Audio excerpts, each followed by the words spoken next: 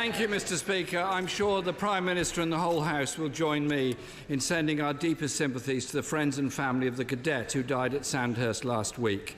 I'm sure the MOD is supporting the family and fellow cadets at a difficult time, but I also hope they will be reviewing the mental health support they give to all members of the armed forces at all times.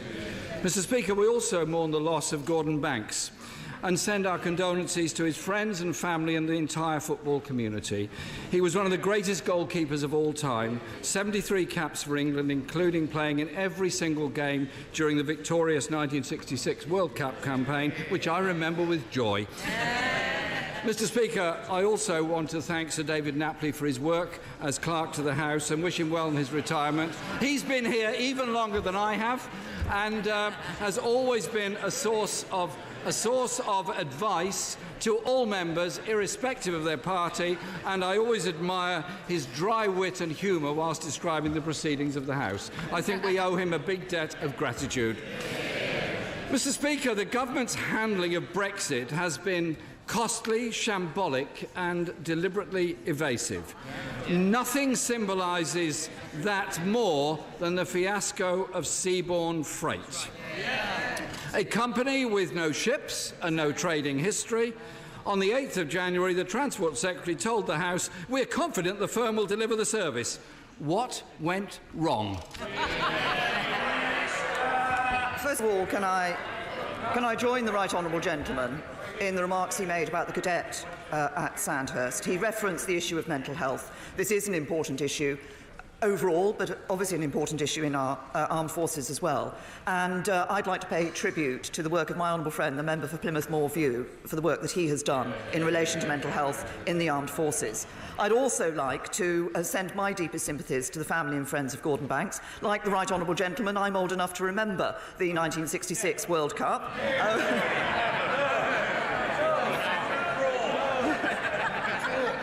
Now, let's be honest in this House. I think that's important. But from being part of that team to I think something else that people remember, the astonishing Pelé save in 1970, he was regarded as one of the world's greatest goalkeepers. But I also know that he did a lot of community work in his local area as well. And I know members from all sides of the House would like to join me in paying tribute to him. As regards the freight capacity, the government let 3 contracts. 90% of that was let to DFDS and Brittany Ferries. Those contracts remain in place, and that capacity has been obtained, and due diligence was carried out on all of these contracts.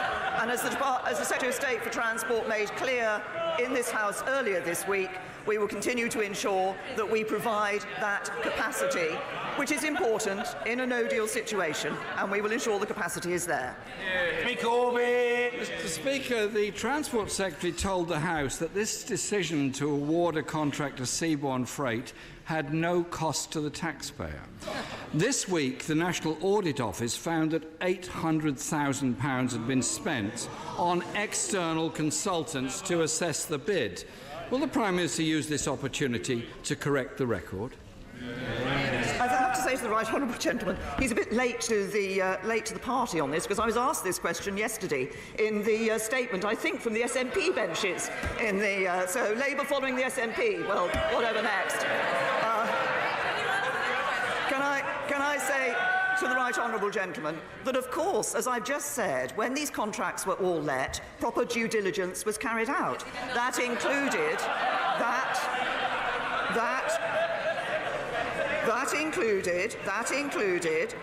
third-party assessment of the companies that were bidding for the contracts. There would have been a cost attached to this process, regardless of who the contracts were entered into with. Jeremy Corbyn! I'm really impressed that the Prime Minister can keep a straight face while she said due diligence was carried out. The Transport Secretary said its business and operational plans were assessed for the department by external advisers. On the basis of that advice to his own department, Seaborne was a start-up company with no ships, and the contract was high risk, is what he was told. Why then, if he was told it was high risk, did he proceed with the contract? I say to the right honourable gentleman. What he appears to be suggesting is that the government should never look at start-up companies, should never look at the opportunities for new companies to be undertaking this here. But it is entirely right that the government has ensured that the majority of these contracts went to established companies, and I think it's entirely right that a company of which due diligence had been carried out. It's no good saying it wasn't, because it was, and we will ensure that the ferry capacity is there. What we're doing, of course, in these contracts is ensuring that we are able to deal with the situation were we to enter into no deal. Now, the right honourable gentleman has said in the past that he didn't actually want any money being spent on no deal preparations. He's also said in the past that he doesn't want us to go into a no deal situation. That's fine, but if he doesn't want us to be in a no deal situation, he's going to have to vote for the deal. It appears that we have to be fair to those advisers, because they were instructed to restrict their due diligence to the face value of the presentation put to them by Seabourn Freight, a company that had no trading history, and look into the directors of Seabourn, some of whom it appears would not have passed a due diligence test. However, the Transport Secretary told the House this procurement was done properly in a way that conforms with government rules.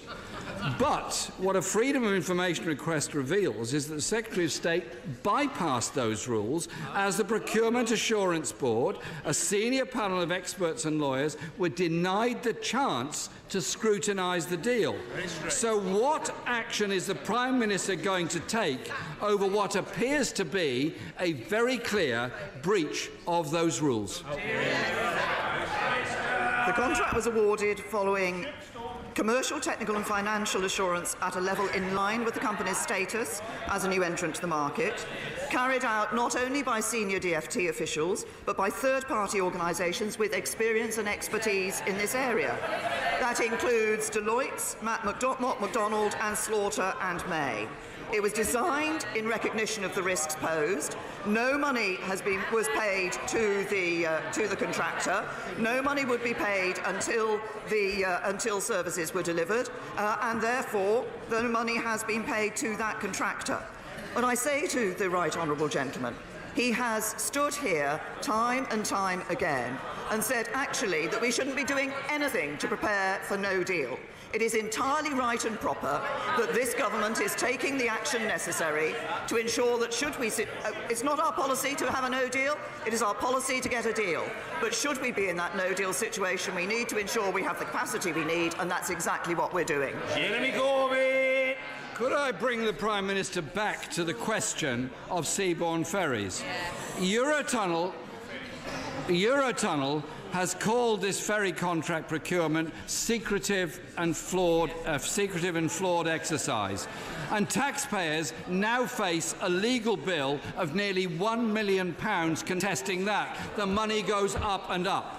The Secretary of State's decision to award the contract to Seabourn has increased the budget deficit of Thanet Council, the owners of Ramsgate Port, by nearly £2 million.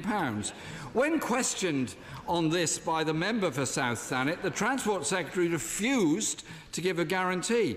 Can the Prime Minister today give a cast-iron commitment to the people of Thanet and confirm they won't be picking up the bill for this failure of this contract?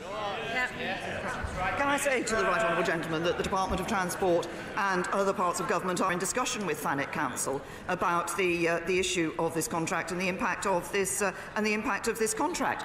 But can I also just again remind the right honourable gentleman of why it is that the Department of Transport has taken these actions in relation to ferry capacity. It is in order to be able to ensure that in a no-deal situation we are able to guarantee that medicines will be brought into this country. Primarily, we're prioritising medicines being brought into this country. Again, that was a question I seem to remember being asked on more than one occasion yesterday by members of the SNP who had an interest in that. The right honourable gentleman doesn't seem to be interested in ensuring that we can, in a no-deal situation, provide the medicines that people in this country need. That's what we're doing. That's the sensible approach of a government that is taking this matter seriously. Jeremy Corbyn! maybe the Prime Minister should follow the advice of the House and take no deal off the table and negotiate seriously with the European Union. And it cannot be right, Mr. Speaker, it cannot be right that a hard-pressed local council and local taxpayers are footing the bill for the incompetence of the Secretary of State for Transport and this government. The spectacular failure of this contract is a symptom, Mr. Speaker, of the utter shambles of this government and its no-deal preparations. The Transport Secretary ignored warnings about drones and airport security, gave a £1.4 billion contract to Carillion despite warnings over their finances. He oversaw the disastrous new rail timetables last year, rail punctuality at a 13-year low and fares at a record high. That is some achievement. And now the Transport Secretary is in charge of a major and vital aspect of Brexit planning. How on earth, Mr. Speaker, can the Prime Minister say that she has confidence in the Transport Secretary? Let me tell the Right Honourable Gentleman what the Transport Secretary is delivering. The biggest rail investment programme since the Victorian era. Spending nearly £48 billion on improving our railways to deliver better journeys. 20% higher on average every year than under a Labour government. That's what the Transport Secretary is delivering. Commitment to transport in this country and commitment to transport across the whole of this country. But I notice that the Right Honourable Gentleman wanted to focus his questions in that way, rather than asking more general questions in relation to Brexit. Because, of course, there are still a number of issues. There's still a number of issues on Brexit where we don't know his answers to the big questions. We don't know if he'd... It's no good Labour members burying their heads in their hands. We don't know whether their leader backs the second referendum. We don't know whether their leader backs the deal. We don't even know whether he backs Brexit.